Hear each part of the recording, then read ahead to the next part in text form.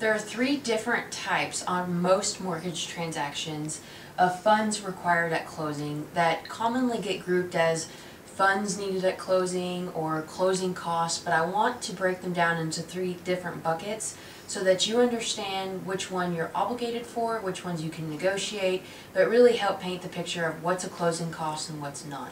So the first bucket that we're going to talk about is the percentage of down payment.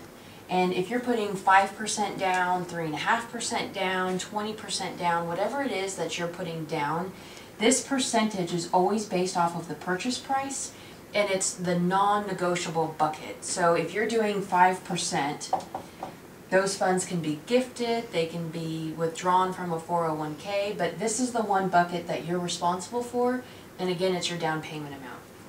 The second portion, or the second bucket, are your closing costs. We have standard closing costs at Sente. We charge a flat underwriting and processing fee. So typically our closing costs, I'd say, fall right around the $2,800 mark, and that covers all your third-party fees and things like that. But these are your closing costs. Covers your title policy, covers appraisal, it covers items like your credit report. All of those fall under this bucket here. This is a bucket that's considered negotiable. So you can ask the seller or the builder to pay or contribute towards this bucket. The third bucket that gets overlooked often, but it's a bucket of funds that are required at closing on most loans, is called your escrows, or what's also referred to as prepaids. You'll find that in the mortgage industry we have 10 different names for the same item. But basically your escrows or your prepaids is the upfront deposit for your property taxes and your homeowner's insurance. Now, if you're not setting up an escrow account, you don't have to worry about this bucket at all. And by escrows, I mean including your taxes and insurance within your total monthly payment.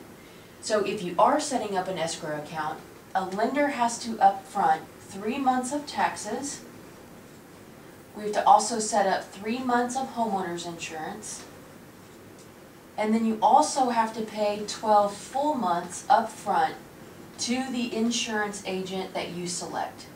So for example, if you're going with Allstate or State Farm, on the HUD, when we get to closing, there's going to be a full 12 months that gets paid on the HUD. That's because if you buy a home and tomorrow a tornado comes through, you have insurance that covers you for that year. So whether you escrow or not, you're still going to pay 12 months of homeowner's insurance. But if you are escrowing, then you have this tangible funds that's also going to be used, and it's going to set up your escrow account.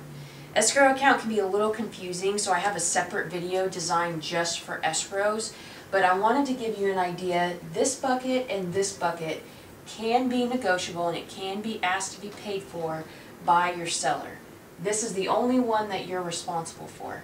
So in our pre-qualification, we'll break it down, but I wanted to give you some insight on the total amount of funds that you would need at the closing table, which might be more than just this, and it just depends on your type of loan scenario. Hope this helps.